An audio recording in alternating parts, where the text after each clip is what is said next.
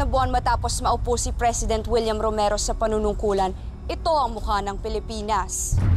Dahil sa lumalalang kahirapan at paglaganap ng kriminalidad sa buong Pilipinas, nagsimulang bumagsak ang satisfaction ratings ni President William Romero sa mga Pilipino.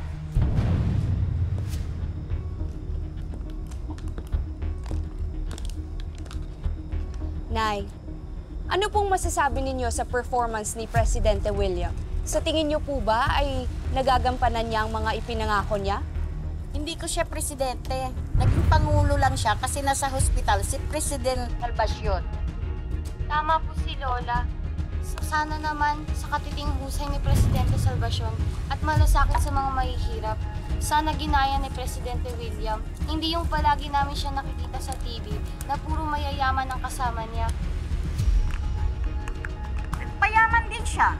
Presidente ng mayayaman, hindi sa mga mahihirap. Ilan lang yan sa mga hinaing ng ating kababayan. At para sa iyo, President William Romero, patuloy kaming magbabantay sa mga isinumpabong tungkulin. Ang babae ito. Sabi mo, walang ginawa kundi patikusin ako.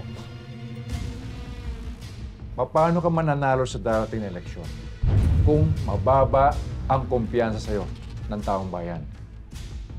Baka bigla na lang maudlot ang paghahari natin sa Pilipinas.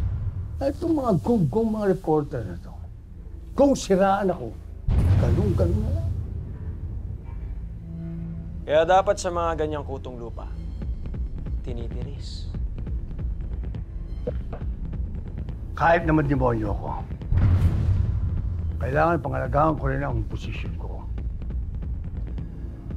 At ang imahe ng pagiging presidente ko. Ikaw siguro, kailangan mo mag-ingat. Pero ako, wala akong kinakatakutan. Kaya huwag kayong mag-alala. Ako nang bahalang dumispatcha sa mga sumisira sa plano natin.